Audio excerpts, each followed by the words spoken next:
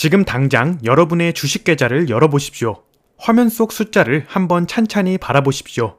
3일 뒤 5월 14일과 15일, 딱 이틀 동안 베이징의 한 회담장에서 벌어지는 일이 그 숫자의 앞자리를 바꿔놓을 수 있습니다. 좋은 방향으로든 나쁜 방향으로든 말입니다.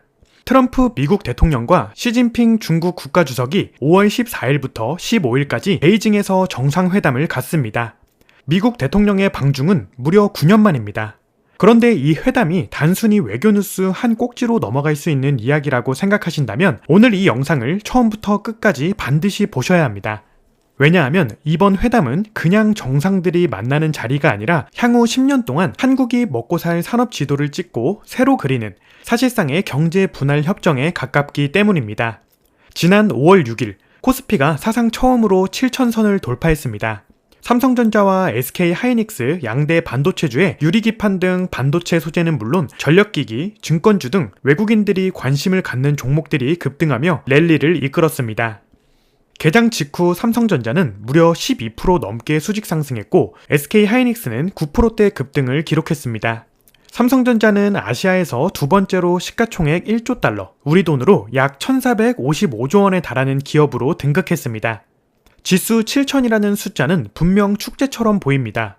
그런데 바로 이 축제의 뒷면이 문제입니다. 지난해 코스피 저점인 4월 9일에 2293에서 삼성전자와 SK하이닉스 주가는 각각 402%, 870% 폭등했습니다. 문제는 코스피 전체가 3배 오르는 동안 937개 상장 종목 중 194개, 즉 약 20%의 종목은 오히려 주가가 하락했다는 사실입니다. 시장 수익률을 웃돈 종목은 97개, 고작 10.4%에 불과합니다. 10종목 중 9은 지수 상승의 과실을 전혀 맛보지 못한 것입니다. 그리고 지금 이 순간 빚내서 투자하는 신용거래 융자 잔액은 35조 8,389억 원에 달합니다. 이 거대한 빚의 탑이 미중 회담이라는 외부 충격 하나에 얼마나 위험하게 흔들릴 수 있는지 지금부터 차근차근 해부해드리겠습니다. 당초 글로벌 기술 패권과 무역 갈등이 전면에 설 것이라는 관측이 우세했지만 회담의 무게중심은 이란 전쟁과 중동 위기 관리로 되돌아가는 모습입니다. 이번 회담은 트럼프 대통령의 9년 만의 중국 방문이자 지난해 10월 부산 회담 이후 약 반년 만에 성사된 양국 정상 간 대면입니다. 그러나 장기간 치밀한 사전 조율을 거친 기획된 이벤트라기보다는 예측 불가능한 전쟁 변수 속에서 급하게 마련된 위기관리 채널에 가깝습니다. 바로 이것이 역설입니다. 미국과 중국이 베이징에서 악수를 나누며 웃는 그 순간이 한국 경제에는 가장 잔혹한 청구서가 날아오는 순간이 될 수 있습니다. 양국이 합의를 하든 결렬이 되든 그 결과가 어느 방향으로 튀든 간에 그 충격은 언제나 한국이라는 작은 배에 먼저 와서 부딪힙니다. 오늘 이 영상에서 저는 3가지를 여러분께 명확하게 제시할 것입니다. 첫째, 이번 회담의 진짜 의제가 무엇이며 그것이 한국 어떤 기업에 독이 되고 꿀이 되는지. 둘째, 지금 35조 원의 비투로 쌓아올린 코스피 7,000이 얼마나 위태로운 모래 위의 성인지. 셋째, 5월 16일 월요일 아침 장이 열렸을 때 여러분이 어떤 버튼을 눌러야 하는지 그 자본의 나침반 끝까지 함께해 주십시오. 이 회담의 의제가 무엇인지 제대로 이해하려면 먼저 지금 미국과 중국이 어떤 싸움을 하고 있는지를 알아야 합니다. 비유를 하나 들어보겠습니다. 미국은 세계 최대의 식당의 문을 걸어 잠그고 있습니다. 첨단 반도체, AI 기술, 군사 전용 부품처럼 가장 비싸고 맛있는 요리는 중국에게 팔지 않겠다고 선언한 것입니다. 반면 중국은 이 식당에 필요한 식재료를 틀어주고 있습니다. 반도체를 만드는 데 꼭 필요한 히토류, 네온가스, 갈륨, 게르마늄 같은 핵심 광물들입니다. 중국은 이 식재료 공급을 언제든 끊어버릴 수 있는 열쇠를 쥐고 있습니다. 그리고 한가운데 선 한국은 바로 그 요리를 해야 하는 셰프의 처지입니다. 식당 문도 닫히고 식자재도 끊길 수 있는 상황에서 살아남아야 하는 것입니다. 이번 회담에서 양측은 관세, 인공지능, 첨단 반도체 수출 통제, 히토류 등 경제 문제뿐만 아니라 이란, 대만, 핵 등 안보 분야까지 폭넓은 논의를 할 것으로 예상됩니다. 그런데 전문가들이 더 주목하는 것은 이란 전쟁이라는 변수입니다. 대만 문제와 중동 정세, 대중국 수출 규제, 관세 휴전 후속 조치 등이 핵심 의제로 부상하는 가운데 미-이란 전쟁 추이가 회담 성패를 가를 막판 변수로 떠오르고 있습니다. 쉽게 말하면 트럼프는 이번 회담에서 2가지를 동시에 달성하고 싶은 것입니다. 이란의 핵포기를 위해 중국의 영향력을 빌리고 싶고 동시에 반도체와 관세라는 경제 전선에서도 중국을 압박하고 싶습니다. 그런데 이 두 가지를 동시에 달성하는 것은 거의 불가능에 가깝습니다. 한쪽에서 양보를 받으려면 다른 쪽에서 무언가를 내줘야 하기 때문입니다. 바로 이 협상의 틈새에서 한국 기업들의 운명이 결정됩니다. 히토류 이야기를 좀 더 구체적으로 해봐야겠습니다. 트럼프 대통령이 2025년 10월 중국 제품에 대해 100% 추가 관세를 부과하겠다고 밝혔는데, 이는 중국이 바로 그 전날 휘토루 관련 기술, 원재료, 장비에 대해 강화된 수출 통제를 시행한다고 발표한 직후에 나온 것입니다. 서로 맞짱을 뜬 것입니다. 휘토류는 AI 기술에 필요한 반도체, 디스플레이, 휴대폰, 전기자동차 등의 제조와 더불어 전투기, 잠수함, 미사일 등의 제조에 사용되는 이중 용도 전략 물자입니다. 중국은 히토류를 비롯한 핵심 광물의 매장량과 생산량은 물론 채굴 및 정제 기술에서도 세계적인 위상을 차지하고 있습니다. 전 세계 히토류 생산량의 약 60%를 중국이 쥐고 있고 정제 능력은 그것보다 훨씬 높습니다. 중국이 이 카드를 꺼내는 순간 삼성전자와 SK 하이닉스의 생산 라인은 직격탄을 맞습니다. 그런데 여기에 한국의 수출 구조 이야기를 더하면 문제는 더욱 복잡해집니다.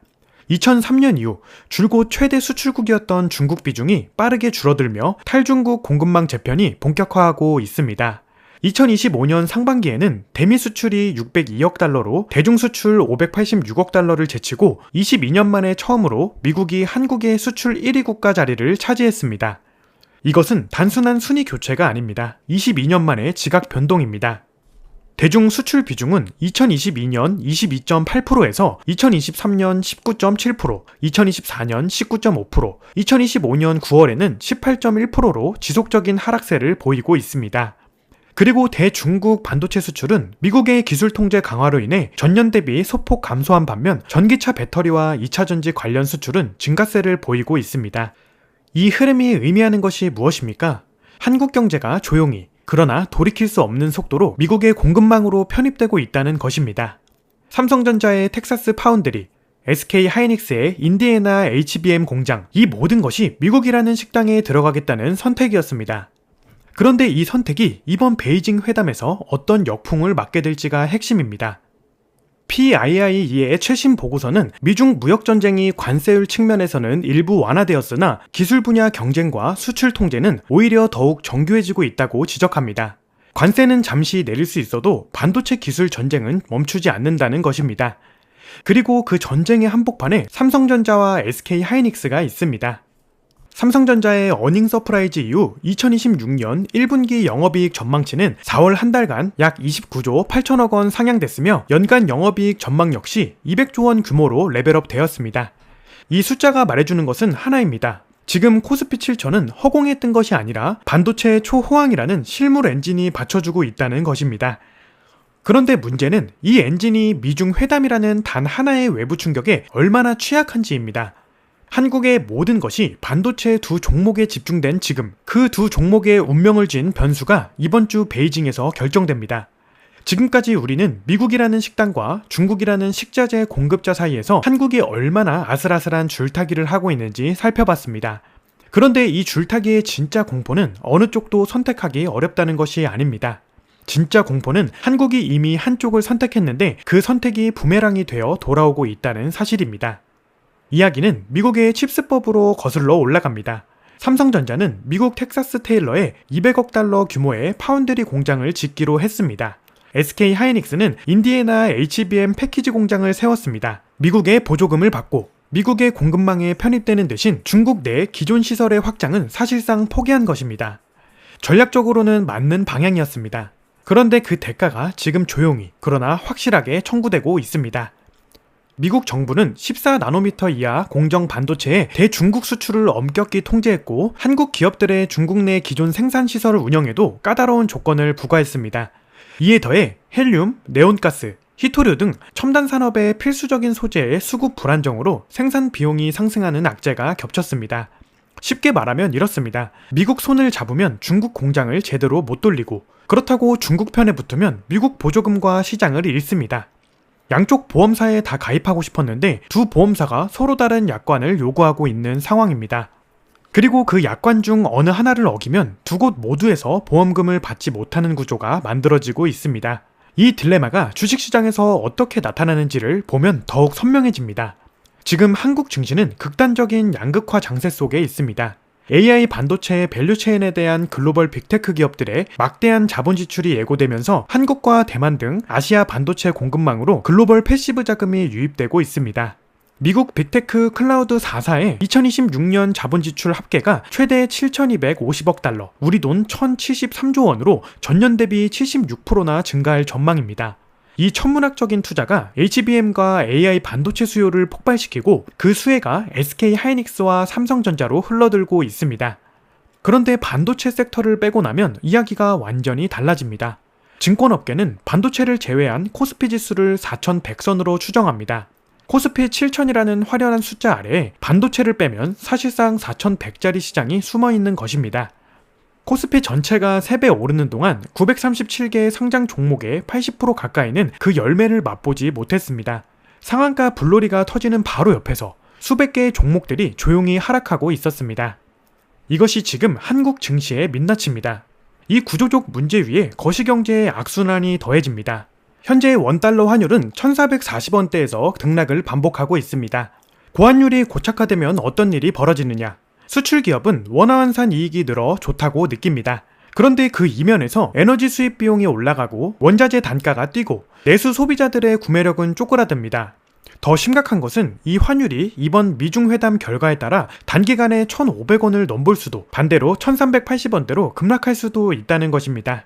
그 진폭이 워낙 크기 때문에 지금 비투로 포지션을 잡고 있는 투자자들에게는 이 변동성 하나가 계좌를 초토화시키는 방아쇠가 될 수 있습니다. 킵의 분석에 따르면 미중 양자 간 관세 장벽이 더욱 높아지는 시나리오에서는 전 세계 무역이 최대 3.3% 이상 감소하고 미국의 대중 수입은 50% 넘게 쪼그라들 수 있습니다. 이 경우 한국의 대중국 수출 비중은 2024년 기준 약 19.5%로 여전히 최대 단일 수출국인 만큼 그 충격은 직격탄에 가깝습니다.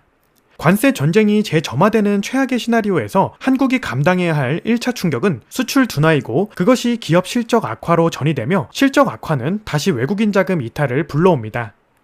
외국인이 팔면 환율이 오르고 환율이 오르면 수입 물가가 뛰고 내수가 죽고 소비가 꺾입니다. 이 거시경제의 늪에 한번 빠지면 빠져나오는데 최소 12개월에서 18개월이 걸립니다. 그리고 그 시작점이 바로 이번 주 베이징의 회담장이 될 수도 있습니다. 그렇다고 모든 게 암울한 것만은 아닙니다. 한 가지 명확한 사실이 있습니다. 위기는 동시에 기회이기도 했습니다. 한국 정부는 2024년부터 디지털 전환과 첨단 기술 개발을 위한 대규모 예산을 편성하고 국내 기업들의 소재 부품 장비 산업 경쟁력 강화에 주력했습니다. 그 결과 한국은 반도체 및 전기차 배터리 산업에서 세계적 위상을 더욱 공고히 했습니다.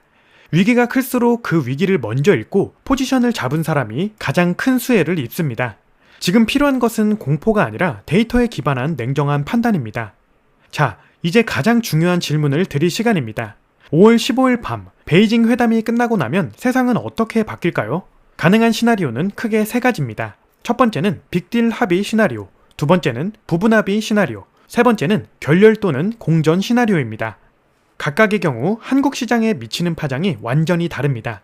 그리고 저는 이 3가지 시나리오 중 어느 것이 실현될 확률이 가장 높은지 데이터를 바탕으로 말씀드리겠습니다. 먼저 이 회담이 왜 어느 정도의 결과물을 낼 수밖에 없는지를 이해해야 합니다. 미국과 중국 모두 지금 당장 타협이 필요한 아킬레스건이 있습니다. 미국부터 보겠습니다. 트럼프 대통령에게는 올해 11월 중간선거라는 정치적 시기가 돌아가고 있습니다.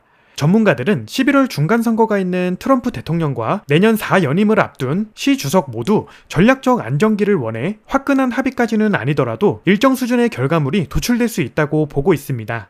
트럼프는 유권자들에게 보여줄 성과물이 필요합니다. 이란 전쟁을 끝내고 무역 협상에서 뭔가를 뜯어냈다는 스토리가 필요합니다. 그 스토리를 만들려면 시진핑의 협력이 필요하고 협력을 얻으려면 뭔가를 내줘야 합니다. 중국의 아킬레스건은 더 절박합니다. 중국 청년 실업률은 여전히 고공행진 중이고 부동산 시장은 완전한 회복을 못하고 있습니다. 무모해 보이는 이란 전쟁을 벌인 탓에 트럼프 대통령과 미국의 글로벌 위상이 형편없이 추락한 상태에서 정상회담이 열리는 것도 중국으로서는 기꺼운 일입니다. 중국은 이번 회담을 통해 글로벌 리더십을 과시하고 싶고 동시에 경제 압박을 조금이라도 풀고 싶습니다. 내수 회복을 위해선 미국 시장으로의 접근성이 필요하고 그러려면 관세라는 족쇄를 조금이라도 풀어야 합니다. 양국 모두 테이블에서 빈손으로 나올 수는 없는 구조입니다. 이 분석을 종합하면 가장 현실적인 시나리오는 부분합의, 즉 이란 문제와 관련한 중국의 역할을 미국이 인정하는 대신 일부 품목의 관세를 낮추거나 반도체 수출 통제의 특정 부분을 완화하는 형태의 교환 거래입니다. 미국과 중국은 지난해 부산 정상회담을 계기로 관세 전쟁을 1년간 휴전하기로 했지만 이후 반도체 첨단 기술 수출 규제, 공급망 재편, 중국산 제품에 대한 추가 통상 압박 등을 놓고 갈등을 이어왔습니다. 이번에도 아마 비슷한 패턴이 반복될 가능성이 높습니다. 전면 해결이 아닌 가장 뜨거운 불씨를 잠시 덮어두는 방식의 합의입니다. 그렇다면 이 부분 합의 시나리오에서 한국 어떤 섹터가 빠르게 수혜를 입을 수 있을까요? 핵심은 히토류와 광물 공급 불안이 해소될 경우 먼저 숨을 쉬는 산업이 어디 있냐는 것입니다. 반도체 소부장 기업들이 1순위입니다. 미국과 중국의 긴장이 완화되는 순간 소재 공급 불안이 해소되고 재고 축적 수요가 한꺼번에 터집니다. 두 번째는 전력 인프라와 원전 섹터입니다. 미중 합의의 일환으로 에너지 협력이 의제에 오를 경우 원전 부품과 전력기기 기업들에게 직접적인 수혜가 발생합니다. 세 번째는 조선업과 방산 섹터입니다. 중동전쟁의 종전 기대감이 커지면 LNG선과 VLCC 발주재개 기대가 살아나고 동시에 지정학적 불안이 구조적으로 해소되지 않는 한 방위산업에 대한 글로벌 투자 수요는 줄어들지 않습니다. 반면 결렬 시나리오에서는 어떻게 됩니까? 이 경우 코스피는 상당히 가파른 조정을 맞을 수 있습니다. 지금 지수 7,300 안팎에서 외국인 자금이 집중되어 있고 비투자액이 35조 원을 넘어선 상태입니다. 미중 갈등이 심화될수록 한국은 대미 수출 확대라는 단기 호재와 대중 수출 감소라는 구조적 부담을 동시에 떠안는 이중 리스크에 노출될 수밖에 없는 상황입니다. 관세 전쟁이 재점화되는 최악의 경우 코스피의 1차 지지선은 6,500에서 6,600 구간이 될 것으로 시장에서는 바라보고 있습니다. 반도체 실적 모멘텀이 살아있는 한 6,000 아래로의 급락 가능성은 낮지만 단기 변동성은 상당히 클 수 있습니다. 지금 비투로 버티고 있다면 이 변동성이 강제 청산 물량을 쏟아내는 방아쇠가 될 수 있다는 점을 절대 잊어선 안 됩니다. 한 가지 더 기억해야 할 것이 있습니다. 이 회담에서 어떤 합의가 나오든 간에 미중 기술 패권 경쟁의 본질은 달라지지 않습니다. 관세는 일시적으로 낮출 수 있지만 반도체 기술 전쟁은 멈추지 않는다고 앞서 말씀드렸습니다. 결국 이번 회담을 기회로 삼을 수 있는 기업과 그러지 못하는 기업의 차이는 단 하나입니다. 어느 한쪽 강대국의 눈치를 보지 않고 독점적 기술력으로 미국에도 팔고 중국에도 팔 수 있는 포지션에 서 있느냐 아니냐입니다. 그 기업이 결국 이 거대한 혼돈에서 살아남는 진짜 승자입니다. 그리고 그 기업이 어디에 있는지 이제부터 명확하게 짚어드리겠습니다. 드디어 여러분이 가장 기다리던 순간입니다. 5월 15일 밤 베이징의 회담장 불이 꺼집니다. 트럼프와 시진핑이 마지막 악수를 나누고 각자의 전용기에 오릅니다. 그리고 그 다음날 5월 16일 월요일 아침 9시 우리 시장의 문이 열립니다. 그 순간 여러분의 손가락 위에는 두 개의 버튼이 있습니다. 매수와 매도. 오늘 이 영상은 바로 그 버튼을 어떻게 눌러야 하는가를 말하기 위해 여기까지 달려온 것입니다. 먼저 가장 현실적인 시나리오, 부분합의가 도출되었을 때의 이야기부터 시작하겠습니다. 이 경우 가장 먼저 반응하는 곳이 어디냐? 보통 사람들은 삼성전자와 SK하이닉스를 떠올립니다. 물론 틀린 말은 아닙니다. 그런데 정작 큰 수혜는 그 뒤에 숨어있는 기업들에서 나옵니다. 바로 반도체 소부장, 즉 소재 부품 장비 기업들입니다. 생각해 보십시오. 히토류와 핵심 광물 공급 불안이 거치는 순간 가장 먼저 숨을 돌리는 것은 반도체를 만드는 회사가 아니라 반도체를 만드는 데 필요한 소재와 장비를 만드는 회사들입니다. 그동안 공급 불확실성 때문에 눌려있던 수요가 한꺼번에 터져나옵니다. 선행 EPS 상승세가 꺾이지 않는 한 밸류에이션 정상화만으로도 코스피가 7,500선을 돌파하고 장기적으로는 8,000시대에 진입할 가능성도 열려있다는 분석입니다. 이 상승 랠리가 삼성전자와 SK하이닉스에서 시작해 소부장 전체로 확산되는 구조가 만들어질 수 있습니다. 댐의 수문이 열리는 것처럼 자금이 먼저 대형주를 채우고 그 다음에 소부장으로 흘러내려오는 흐름을 읽어야 합니다. 두 번째로 주목해야 할 섹터는 전력 인프라입니다. 이번 회담에 숨겨진 의제 중 하나가 에너지 협력입니다. 이란 전쟁으로 호르무즈 해협이 막히면서 전 세계의 에너지 공급망이 요동쳤고 그 해결을 위해 미국과 중국 모두 안정적인 에너지 질서를 원하고 있습니다.